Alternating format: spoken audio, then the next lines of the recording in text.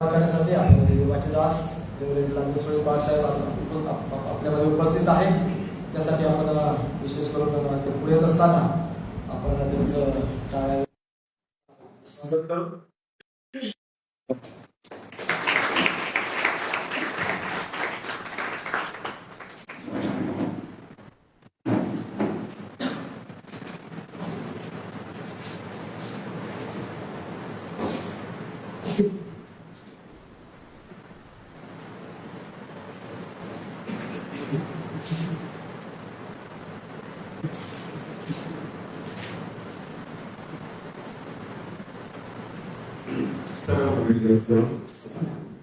मागच्या आठवड्यामध्ये थोडं मी घेतलो आणि तापामध्ये होतं काही दिवस, त्याच्यामुळे शक्यपणा आला. रोज गावाला जातो कारण घराचं काम चालू मग रस्त्यात गेलो आणि मला काय वायर सारखं हे झालं आणि त्याच्यामुळे शक्यपणा पुष्कळ होता. बाळासाहेबांचा फोन आला की तुला म्हटलं बरं नाही पण रविवारपर्यंत कोणत्यासारखं होऊन जाईल आणि आज प्रभूने आपल्यामध्ये मला आणलं म्हणून मी स्तुती करतो. प्रकटीकरणाचं पुस्तक आपण पाहूया. 19वा अध्याय.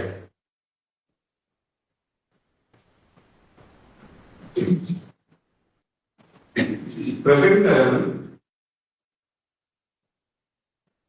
अध्याय 19 आणि 7 आणि 8 म्हणजे 10 पर्यंत आपण वचने वाचली. आनंद व उल्हास करू व त्याचे गौरव करू, कारण कोकण्याचे लग्न निघाले आहे आणि त्याच्या नवरीने स्वतःला सजवले आहे. तिला तेजस्वी व शुद्ध असे टाकाचे तरुण वस्त्र नेसायला दिले आहे. ते टाकाचे तरुण वस्त्र म्हणजे पवित्र जनांची नीतिकृती आहे. तेव्हा तो मला म्हणाला, हे लिही की कोकण्याच्या लग्नाच्या मेजवानीस बोलावलेले ते धन्य. तो मला असंही म्हणाला, ही देवाची सत्य वचने आहे. तेव्हा मी त्याच्या पाया पडून नमन करणार होतो, परंतु तो मला म्हणाला, असे करू नये. मी तुझ्या सोबतीचा आणि जे येशूविषयी साक्ष देतात त्या तुझ्या बंधूचा सोबतीचा दास आहे. नमन देवाला कर, कारण येशूविषयीची साक्ष हे संदेशाचे मर्म आहे. दुसरे कोरिन्थियस पत्र याचा 3रा अध्याय आणि 11 वचन. दुसरे कोरिन्थियस पत्र याचा अध्याय 3 आणि 11 वचन वाचूया आपण. नष्ट होत चाललेले तर ते जिंकत आहे, तर जे शाश्वत ते कितीतरी अधिक तेजस्वी असणार.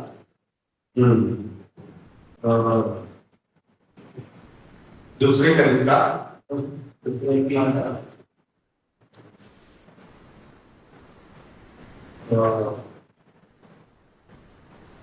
ठीक आहे. जो शब्द वचन मला पाहिजे त्या थोडं झालेलं आहे, पण तुम्ही संदेशामध्ये त्याचा उल्लेख करेल. प्रार्थना करू आपण. सर्वशक्तिमान, सर्वसमर्थ, पवित्र जिवंत स्वर्गीय प्रभू येशूच्या पवित्र नावामध्ये तुझा लहानसा दास तुझ्या चरणापाशी येत आहे.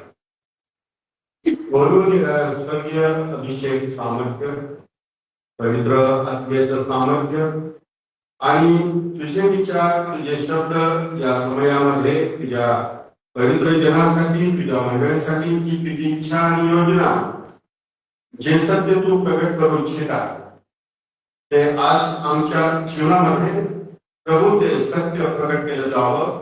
या वचनाचे योग्य प्रकाश आमच्या अंतःकरणामध्ये प्रकाशला जावा.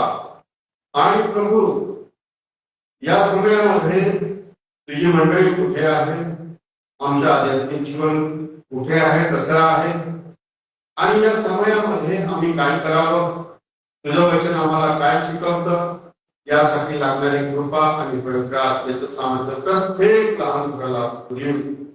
खरे अंधकाराचं सामर्थ्य या दिवसामध्ये प्रभू येशू तुझ्या वरील विश्वासामध्ये जगणाऱ्या लोकांच्या जीवनामध्ये सैतान वारंवार झडप घालण्याचा प्रयत्न करतो, वारंवार त्याला अस्वस्थ करण्याचा प्रयत्न करतो, परंतु येशू तू आमच्या बरोबर युगाच्या समाप्तीपर्यंत आहे आणि स्वर्ग आणि पृथ्वीचा सर्व अधिकार तुझा आहे म्हणून स्तुती करतो. तुझ्या वचनाच्या सेवेसाठी मला आत्मिक ज्ञान, सामर्थ्य, शारीरिक बल प्रभू मिळू आणि तू माझे ढाल आणि कवच हो. आणि आज तुझ्यामधून तुझ्याद्वारे तुझे विचार प्रकट करण्याची शक्ती दे येशूच्या नावाने. जे वचन मला होतं ते गलितराच्या पत्रामध्ये आहे, पण तो अध्याय मी थोडं नोट्स काढताना लिहिण्यात विसरलो, म्हणजे हे झालं. परंतु असं म्हटलेलं आहे, जसं सर्पाने हवेचं मन थकवलं तसं तुमचं मन ख्रिस्तावरील सत्य आणि सरळपण ज्यामधून तुम्ही बहरले जाऊ नये म्हणून सांभाळा. हे ते वचन आहे. आता या ठिकाणी जेव्हा आम्ही पाहतो तेव्हा प्रभू येशू ख्रिस्त या ठिकाणी देवाच्या वचनामधून आम्हाला शिकवत आहे. ते वचन हे आहे की कोपऱ्याचे लग्न याविषयी मी बोलणार आहे आणि भविष्यामध्ये ही घटना होणार आहे हे निश्चित आहे.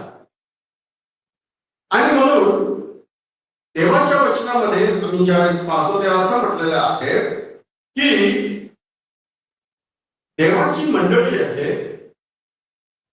देवाची जी मंडळी आहे या समयासाठी स्वतः तयारी करत आहे.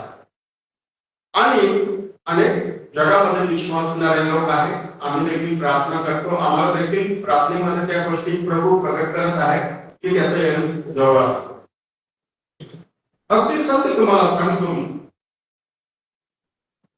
काही गोष्टी परमेश्वर त्याच्या निवडलेल्या लोकांना, दासांना प्रकट केल्याशिवाय काय करत नाही. आणि अशा पुष्कळ गोष्टी मागील काही महिन्यामध्ये, सप्ताहामध्ये मला देखील प्रार्थनेमध्ये देवाने अनेक गोष्टी प्रकट केल्या आणि या गोष्टी अतिशय प्रभू अगदी तळमळीने त्याच्या मंडळीसमोर ठेवत आहेत की येणारी सर्व परिस्थिती, जागतिक परिस्थिती बदलणार आहे. आणि तुम्ही समयामध्ये ऐका, सर्व जगाचं चक्र बदलून जाणार आहे. एक फार मोठी जगामध्ये आर्थिक मंदी येणार आहे. ज्यावेळेस मी प्रार्थना करत होतो त्यावेळेस प्रार्थना करताना एक काळा घोळा एकदम असा पळताना मला दिसला आणि मी घरी सांगितलं, प्रार्थना करताना मला दिसलं. आणि ते संकेत देवाच्या अनेक दासांना देखील प्रकट केलं परमेश्वराने की जगामध्ये एक फार मोठा बदलाव होणार आहे. आणि हे सर्व पवित्र शास्त्राच्या सत्यवचनाप्रमाणे चाललेला घटनाक्रम आहे. दुसऱ्या रीतीने दुसरं एक चित्र मला दाखवलं की जागतिक स्तरावर जे मेनलाईन चर्चेस आहेत यामध्ये फार मोठे बदलाव होणार आहे. काही ठराविक लोक त्या प्रभू येशू ख्रिस्ताच्या आगमनासाठी, तयारीसाठी ते रडताना दिसतात. ते म्हणतात, हे प्रभू येशू ये. पण काही ठिकाणी असं भयानक चित्र घाण मला दिसली की त्या ठिकाणी बाहेर खान आहे आणि आतमध्ये काही निवडलेले पवित्र जन रडत आहे देवासमोर. मुलगे देखील रडत आहे आणि प्रभूला सांगत आहे, ये प्रभू येशू ये, ये प्रभू येशू ये. नाही का तुम्ही पंडिता बाबाचं गाणं तुम्ही ऐकता, दुःखाने जग हे भरले, अंधाराने कोंडले, शाश्वत शांती लाभले, ये प्रभू येशू तू जल्दी ये. आणि ही अवस्था संपूर्ण जगामध्ये जे पहिले ते शेवटले ते पहिले अशी स्थिती होणार आहे. आणि अनेक मोठा समुदाय प्रभूपासून दूर जाणार आहे, विश्वासाचा त्याग होणार, प्रार्थनेचं जीवन विझलं जाणार आहे. ख्रिस्तासाठी जी आपली आरोग्याची जी प्रीती होती ख्रिस्ताबरोबर आरंभी ख्रिस्तासंगती सहवास होता. ख्रिस्तावर आपण प्रेम करून त्याचं आज्ञा पालन करून त्याचं भय करून प्रार्थनेचं जीवन आम्ही भुकेलेले थांबलेले होतो. ती अवस्था लयात जाईल. ती अवस्था लयात जाईल.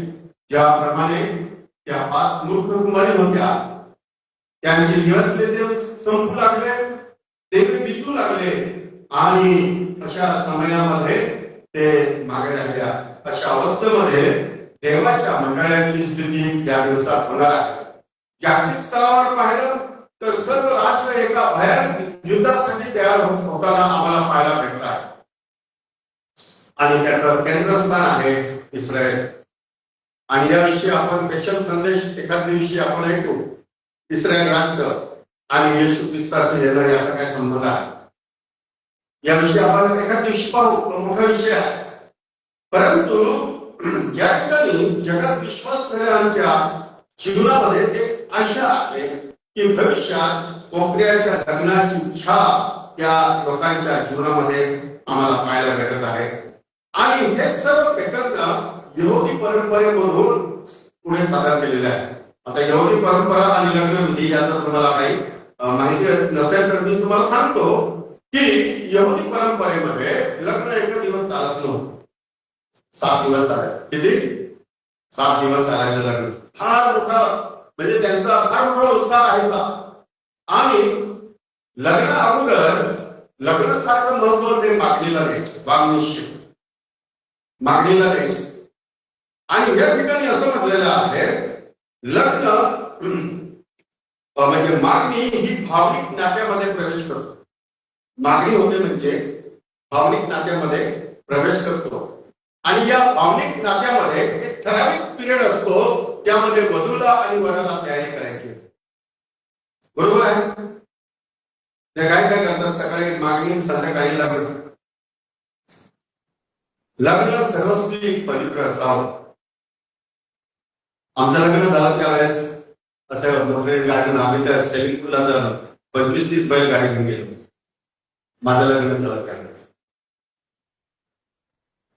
25-30 बैल गाडी घेऊन आम्ही गेलो लग्नात. साधं सिंपल लग्न, पण आशीर्वादिक लग्न. सिंपल. घरी मंडप पण टाकला नाही. राहत्या घरी साधं सिंपल. परंतु जे आशीर्वाद परमेश्वराला द्यायचे असतात ते परमेश्वर देऊन जातो. तर या ठिकाणी वांगनिश्चय आणि लग्नविधी पवित्र शास्त्र दोन्ही गोष्टींना फार महत्व देत असते. फार महत्व आहे. आणि दोन्ही कुटुंबे सहमती देतात. अगदी प्रार्थनापूर्वक सहमती दर्शवतात. या गोष्टीला आमचा होकार आहे. म्हणून पवित्र शास्त्रात 2 वेगवेगळे शब्द आहेत. वाग्दत्त. होशे 2:19 आणि 20 मध्ये म्हटलं मी तुझी एका शुद्ध कुमारिकेबरोबर वाग्दान तुला केलं आहे. वाग्दान म्हणजे आपले होण्याची इच्छा. वाग्दान म्हणजे आपले होण्याची इच्छा प्रगट होते त्या ठिकाणी. आणि कुमारिकेकडे तो प्रेम याचना करतो. वर आणि कुमारिकेकडे प्रेम याचना शब्दामधून भावनिक नाते या ठिकाणी तो एक आपलं प्रेम तो प्रगट करत असतो. आणि उदाहरणार्थ आदाम, परमेश्वराने लग्नासाठी आदामाला तयार केले. सर्व प्राणी त्याच्या पुढून घालवले, पण त्याला अनुरूप सहचारी मिळाले नाही. मग हवाला आदामाला गाठ निद्रा लावली आणि फासडी काढून एक स्त्री बनवली आणि सांगितलं ही तुझी आदाम म्हणतो ही माझ्या हाडातला हाड आणि मांसातला मांस आहे, तिला नाही म्हणावं. तर अशा प्रकारे आम्ही या गोष्टीकडे पाहत असताना तर या ठिकाणी देवाचं वचन आम्हाला काय शिकवतं? तो म्हणतो की मी तुला वाग्दान केलेले आहे. आणि या ठिकाणी हेतू काय आहे? शुद्ध कुमारी म्हणून ख्रिस्ताला सादर करणं. डाग आणि सुरकती नसलेली अशी वधू ख्रिस्तासमोर सादर करणं.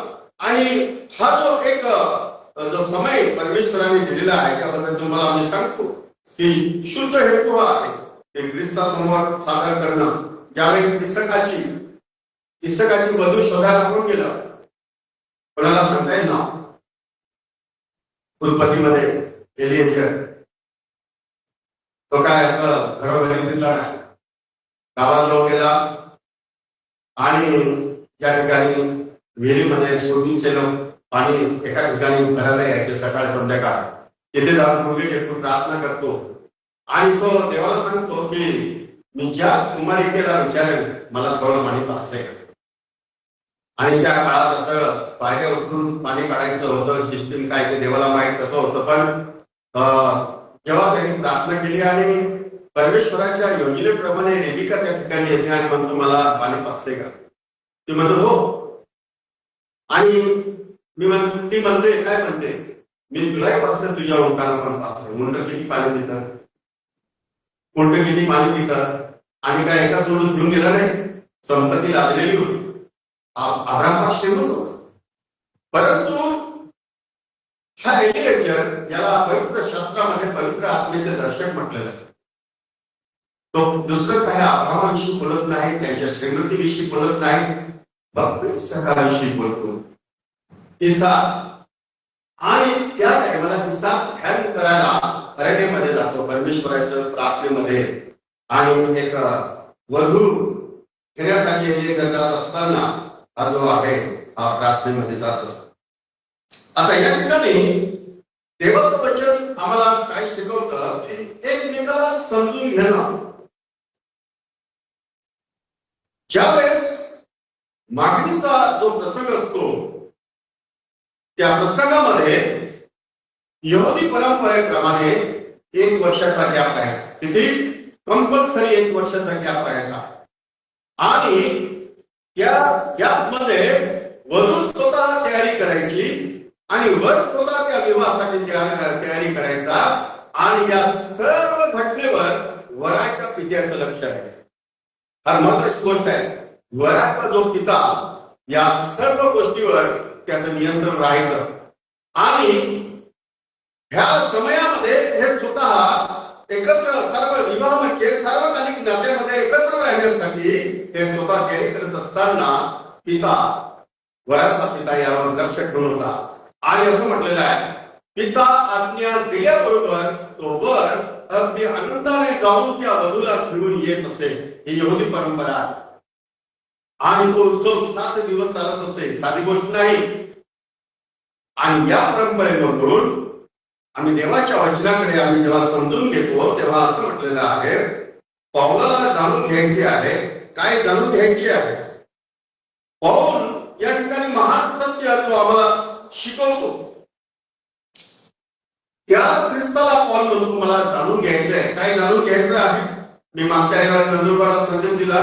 त्या संदेशामध्ये एकच गोष्ट होती की जर माझं जीवन ख्रिस्त आहे किंवा ख्रिस्त माझं जीवन आहे, ते जीवन कसं असतं याविषयी पौल आपलं जीवन येशूचं वधस्तंभ, येशूचं दुःखस्थान, येशूचं पुनरुत्थान यावर केंद्रित करून ख्रिस्त समजून घेतो आणि त्या जीवनाची समजूत होऊन ते जीवन तो प्रकट करतो. हा माझा विषय होता. तर या ठिकाणी पौल काय म्हणतो फिलिप्पियर 3:10 मध्ये, मला जाणून घ्यायचे. काय जाणून घ्यायचे? पुनरुत्थानाचं सामर्थ्य, त्याची दुःखाची समर्था आणि परमेश्वराच्या ध्यानामध्ये वाढावे. वधूने स्वतःला सजवले. तो म्हणतो ख्रिस्ताची वधू या दिवसामध्ये स्वतःला वचनरूपी जलस्नानाने सजवत आहे. त्या काळी सुरकती नसलेली जेव्हा वधू तयार होते, मग ती गोरी असो किंवा सावळी असो काही असो, पण विवाहाच्या दिवशी जेव्हा तिला सजवलं जातं तेव्हा सगळं आकर्षणाचा विषय तोच असतो.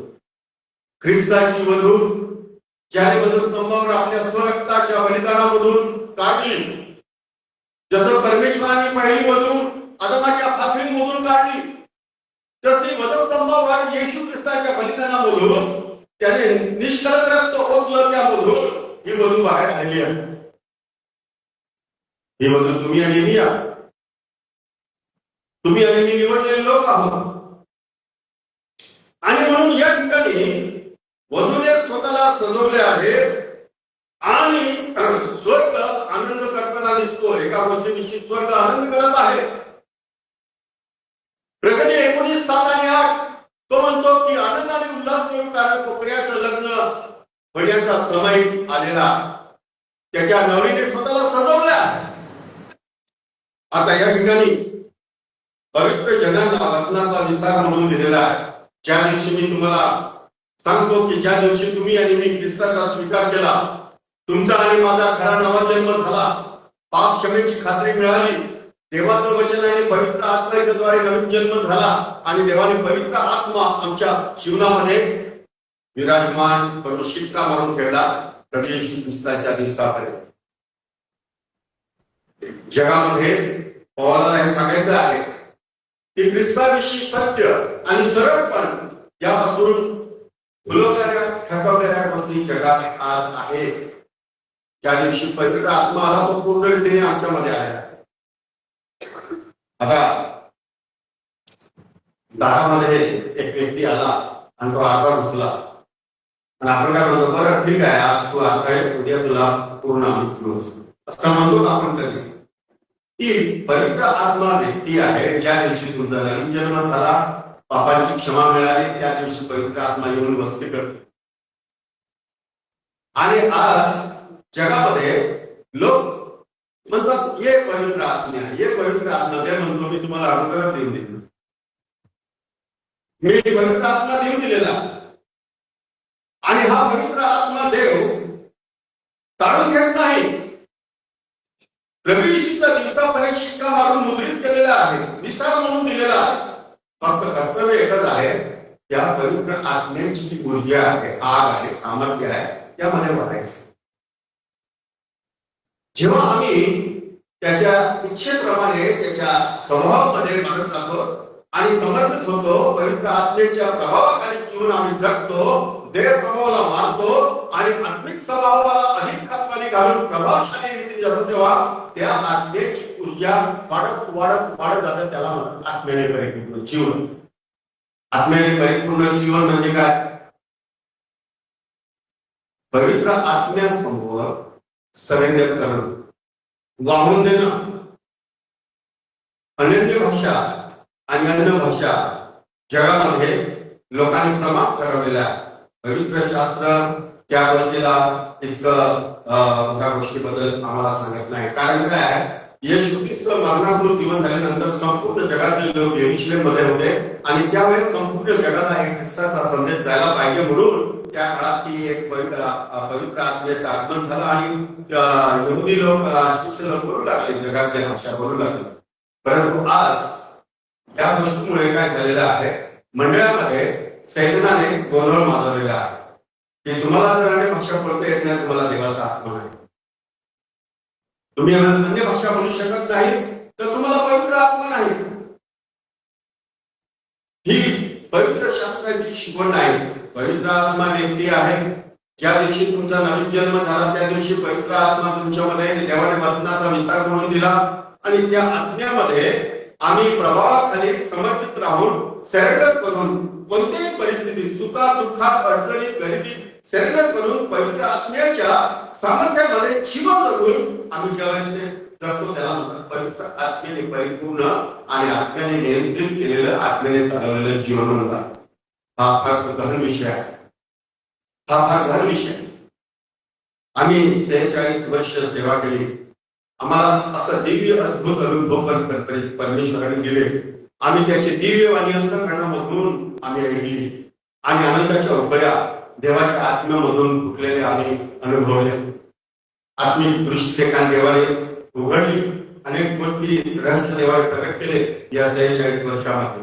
आणि म्हणून सर्व संकटात, इतक्या भयानक क्लेशामध्ये, इतक्या भयंकर विश्वासाच्या या क्लेशामध्ये जात असताना अनेकदा प्रार्थना करताना, अनेकांसाठी प्रार्थना करताना मला एक पाऊल टाकायला पण शक्ती नव्हती. मी आता देवाला विनंती केली, देवा मी राहतो नाही. अशा अवस्थेमध्ये जीवन केलं माझं, पण देवाने काय मला उत्तर दिलं नाही. काय या स्थितीमध्ये मी तुझा म्हणतो, मला एक पाऊल टाकायला शक्ती नाही, अशा अवस्थेमध्ये गेली. काही समयामध्ये फार मोठा संघर्ष, आध्यात्मिक संघर्ष फार मोठा असतो. जसं तुमचं आध्यात्मिक नातं, आध्यात्मिक संबंध त्या ख्रिस्तासाठी मजबूत होतात, तसं आमच्या जीवनामध्ये आत्मिक संघर्ष तसा तीव्र होत असतो. आणि म्हणून या ठिकाणी तो म्हणतो वचनाचा विस्तार हे देवी आश्वासनाबद्दल ग्रीक शब्द आहे. तो शब्द तुम्ही समजून घ्या कोणता आहे. एरोगोन. एरोगोन. आणि या शब्दावरून एरोगोना हा शब्द आलेला मागणीची अंक. देवी आश्वासन. देवाचा आत्मा आला 2000 वर्षांपूर्वी जेव्हा 120 लोक त्या माळीवर होते, तिथे परमेश्वराने तो आत्मा पाठवला आणि त्याने खात्री दिली की आज देवाने तुमच्यासाठी एक तुम्ही वाग्दत्त झालेला आहात, मागणी तुमची झालेली आहे. पवित्र आत्मा हे एक देवी आश्वासनाचा एक शब्द आहे. त्याचा अर्थ ग्रीक भाषेमध्ये एरोगोना म्हणजे लग्नाची अंगठी. देवाने पवित्र आत्म्याच्या द्वारे देवाच्या मंडळीला एक करार करून दिलेला. एक दिवस लग्न निश्चित होणार आहे. एक दिवस लग्न निश्चित होणार आहे. त्या समयासाठी वागनिश्चय दृष्टिकोन काय? निरंतर नातं आहे. निरंतरचं नातं आहे. योहान 14 आणि 1 आणि 2 मध्ये प्रभू येशू ख्रिस्त काय म्हणतो? तुमची मने अस्वस्थ होऊ देऊ नका. माझ्या पित्याच्या घरात राहण्याच्या जागा पुष्कळ. आणि ज्यावेळेस आम्ही ह्या सर्व गोष्टी पाहणार तेव्हा वर आणि वधू स्वतःला तयार करत आहेत. आणि या ठिकाणी असं म्हटलेलं आहे एक शुद्ध नाते, एक पवित्र नाते. सर्वकालिक नात्यामध्ये राहण्यासाठी ही कुमारिका शुद्ध नाते यामध्ये आणि एकनिष्ठ राहण्यास आम्हाला ते सांगत आहे.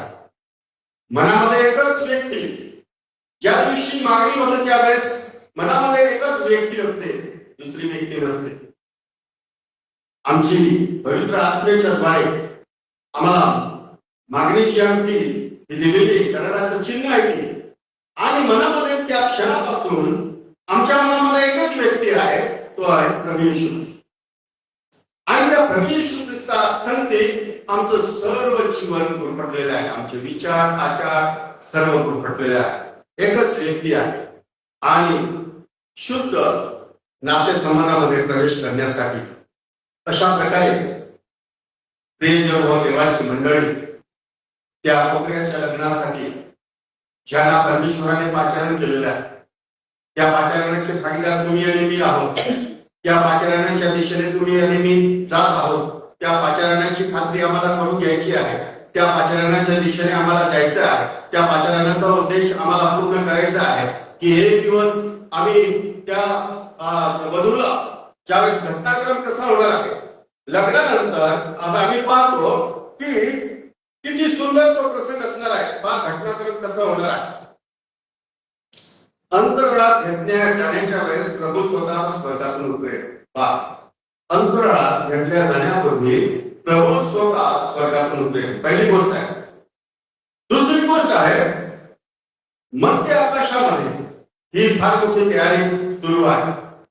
मध्य आकाशामध्ये असं म्हटलेलं आहे भेट होईल. आणि त्या ठिकाणी ख्रिस्ताचं न्यायासर्पण असेल, त्याला भीमा हे स्थान आहे. तुम्ही ऑलिम्पिक मध्ये जिंकणारे लोक असतात, त्यासाठी एक भीमा असतो आणि त्यावर उभं करून त्याच्या गळ्यामध्ये हार घालतात आणि एक मुकुट डोक्यामध्ये ठेवतात. तर अशा प्रकारे भीमा म्हणून त्या ठिकाणी मध्य आकाशामध्ये आमची भेट होईल आणि त्या ठिकाणी ख्रिस्ताचा न्यायस्थान राहणार आहे. आणि मंडळी वधू तिला शुद्ध वस्त्र नेसायला देणार. ज्यावेळेस हे वस्त्र कसं असतं हे चित्र देवाने मला प्रार्थनेमध्ये दाखवलं की तशी शुभ्रता जगामध्ये नाही आणि वर्णन करायला शब्द नाही. जसं झुळझुळ पाणी वाहतं ना, झुळझुळ पाणी वाहतं, अगदी शुद्ध नित्तळ पाणी वाहतं, तसं पांढरे शुभ्र वस्त्र देवाच्या नीतिमत्वाचे वस्त्र मंडळीला नेसायला देणार. आणि ही मंडळी ते वस्त्र लग्नासाठी नेसून तयारी करत आहे. मंडळी आणि ख्रिस्त पित्यासमोर. मग त्या वधूला प्रभू येशू ख्रिस्त पित्यासमोर बापासमोर ज्याप्रमाणे यहुदी परंपरेमध्ये पित्याची आज्ञा व्हायची म्हणून येशू ख्रिस्तने काय सांगितलं, तो समय ती घटिका तो प्रसंग स्वर्गातील दूताला माहित नाही, पुत्राला माहित नाही, फक्त पित्याला माहित. काय म्हटलं येशूने की तो दिवस तो प्रसंग स्वर्गातील त्या दूताला माहिती, जो गणितला होता. या टायमाला येशू ख्रिस्त येतो, या टायमाला येशू नाही. येशू ख्रिस्ताने सांगितलं हे जो समय आहे हा गुप्त आहे आणि शास्त्र म्हणतं जे गुप्त आहे ते पित्याचं आहे आणि जे प्रकट केलेलं आहे ते आपल्यासाठी आहे. आणि म्हणून तो म्हणतो की हा प्रसंग स्वर्गातील देवदूताला नाही आणि पुत्राला देखील ठाऊक नाही. ज्यावेळेस समय पूर्ण होईल त्यावेळेस पिता सांगेल, माझ्या प्रिय पुत्रा तुझी वधू माझ्या समोर सादर करते आहे.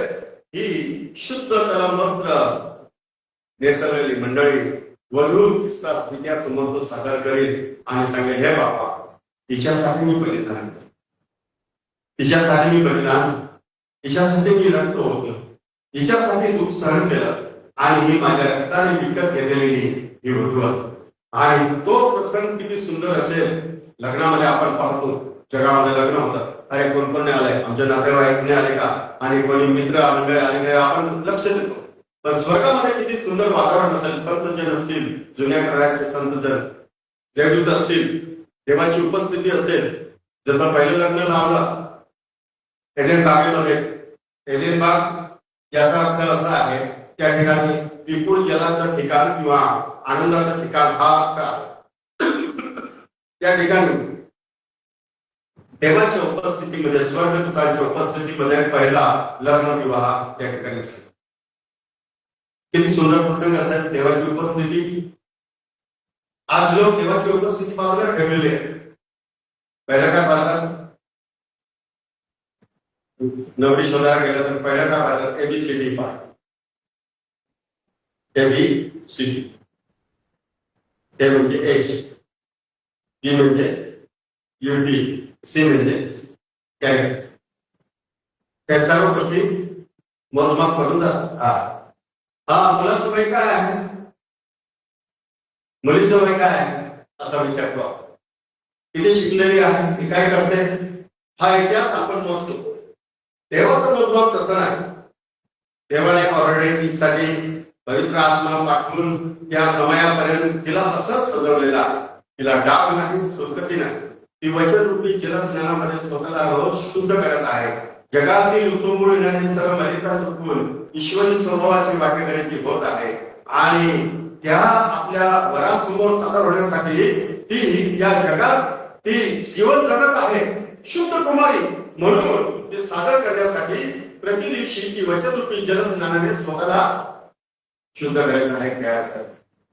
माझ्या प्रियानो, आज देवाचा दास म्हणून मी तुमच्या समोर हा प्रश्न ठेवतो. तो समय, तो दिवस फार लवकर येत आहे. मी वारंवार सांगत आहे, प्रभू येशू ख्रिस्ताचं येणं जवळ आहे. त्याच्या मंडळीला उचलून घेण्याचा समय अगदी निकट आहे. आणि या सर्व गोष्टी आमच्या अंतरात्म्याला देव त्याच्या वचनामधून सांगत आहे. काय आम्ही त्या प्रसंगासाठी आम्ही तयार आहोत का?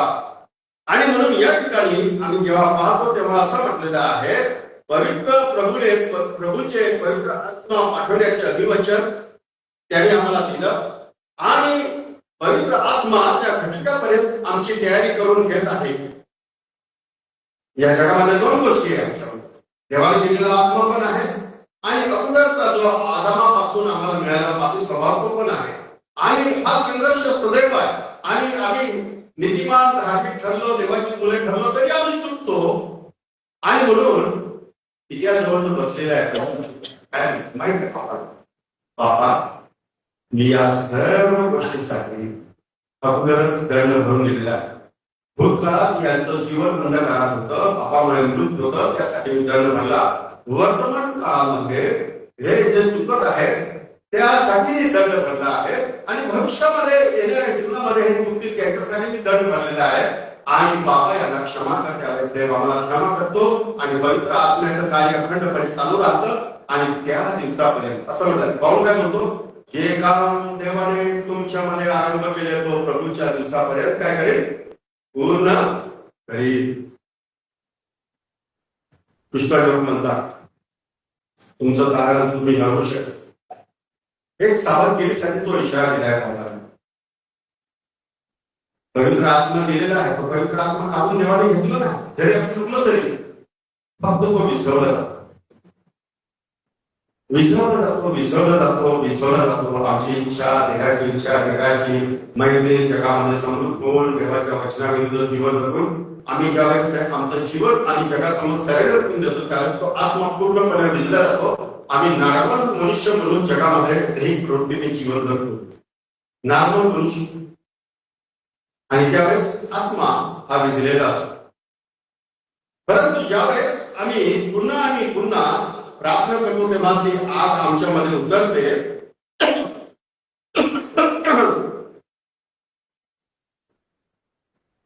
पवित्र आत्म्याची कळकळ काय, सदैव आपले मन ख्रिस्ताविषयी भरलेले पाहिजे आहे.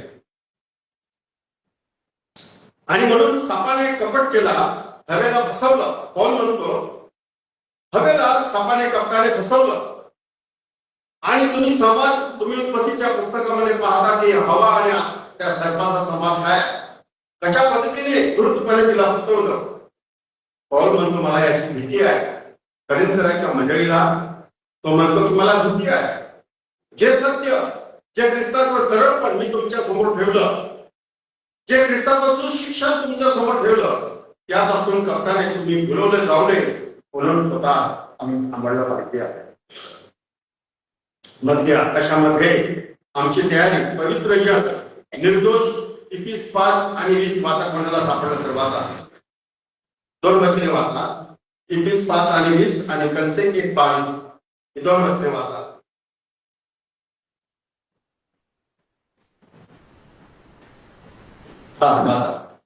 आपला प्रभू येशू ख्रिस्त याच्या सर्व गोष्टीबद्दल सर्वदा देवविद्याची उत्पत्ती करीत जा. ख्रिस्ताचे भय बाळगून एकमेकांच्या अधीन असा. कलसे 1 आणि 22.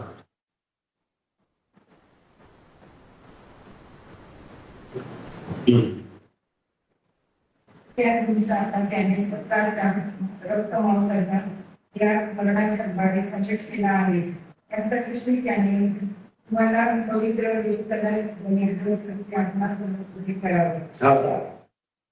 निर्दोष आणि निष्कलंक असे आपणासमोर उभे करावे. दुसरे करीत 11 आणि 3 वचन. तरी जसे सापाने कपट करून हवेला टकविले, तसे तुमची मने कशाने तरी बिघडून ख्रिस्ताविषयीचे सरळपण व शुद्धता यापासून भ्रष्ट होतील असे मला भय आहे. ख्रिस्ताविषयीचे सरळपण आणि शुद्धताविषयी तुम्हाला फसवणूक करण्यात येईल. काय म्हणत आहे, तुमचं तारण झालंय, पवित्र शिक्षण कसं झालं माहिती आहे तुम्हाला. तुमचं तारण झालं, तुमचा आत्मा तारला गेला, मग देहाने तुम्ही काही पाप केले तरी चालेल. शास्त्र तसं शिकवत नाही, शास्त्र तसं शिकवत नाही. आणि ही एक भुरळ फसवणूक आहे. आणि त्या काळामध्ये अशा प्रकारचे शिक्षण देणारे लोक होते, आज पण आहे, की तुमचा आत्मा तारला गेलेला आहे. देहाने तुम्ही कोणतीही पापे केली तरी तो म्हणतो तुमचा देह, पौल म्हणतो तुमचा देह, तुमचा प्राण आणि आत्मा त्या दिवसासाठी निर्दोष आणि निष्कलंक पाहिजे. की आम्हाला त्या समोर उभा राहायला आम्हाला काय पाहिजे, धैर्य पाहिजे, आपली आत्मिक योग्यता पाहिजे. आणि म्हणून या ठिकाणी देवाचं वचन सांगायला की त्या समोर वधूला सादर करेल, बापाच्या घरी घेऊन जाईल. श्रीमंत असला गरीब असला, श्रीमंत असला गरीब असला, पण वधूला आपल्या बापाच्या घरी घेऊन जातो त्यावेळेस तो आनंद किती मोठा असतो, फार मोठा आनंद असतो. वधूला बापाच्या घरी घेऊन जाणं, येशू ख्रिस्त आपली वधू बापाच्या घरी घेऊन जाईल. तो म्हणतो पुष्कळ जागा आहे माझ्या बापाच्या घरात, तुम्ही अस्वस्थ होऊ देऊ नका, तुम्ही भयभीत होऊ नका, माझ्या बापाच्या घरी पुष्कळ जागा आहे. आणि म्हणून त्या समोर आम्ही एक दिवस जाणार आणि प्रकटीकरण लग्नाचे ठिकाण मध्य आकाश आणि लग्नानंतर प्रभू येशू ख्रिस्त जैतुनाच्या डोंगरावर प्रगट होण्यापूर्वी ही सर्व घटनाक्रम होणार. जैतुनाच्या डोंगरावर जो दृश्य स्वरूपाने प्रकट होण्या अगोदर या सर्व गोष्टी होणार आहेत.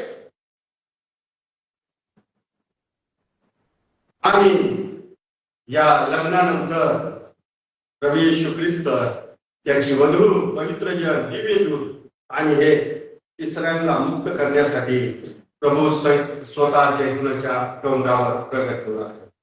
त्या डोंगराला त्याचा स्पर्श होईल, डोंगर दुभागला जाईल आणि आम्ही पाहतो त्याच्या आगमनाच्या वेळेस ज्या भयंकर गोष्टी आहेत त्या गोष्टी पुढे काय होणार ते मी नंतर तुमच्यासोबत ठेवतो. आज तुम्हाला एवढं सांगतो की एक सुंदर घटना होणार. स्वर्ग आनंद करत आहे, स्वर्ग आनंदाची घटिका मोजत आहे की पहा आनंदाने उल्हास करू, कारण कपड्याचं लग्न निघालेलं आहे. स्वर्गामध्ये फार मोठा आनंद आहे या समयासाठी, या प्रसंगासाठी. तर प्रभू तुम्हाला आणि मला ही कृपा करू की त्या शुद्ध कुमारी सारखी आम्ही याचना करून स्वतःला शुद्ध कुमारिके म्हणून ख्रिस्ताची मंडळी टाक आणि सुखीत नसलेली आम्ही स्वतःला देवासमोर सादर करतो. देवा तुम्हाला आशीर्वाद पुढे अजून विस्तृत रीतीने मोठ्या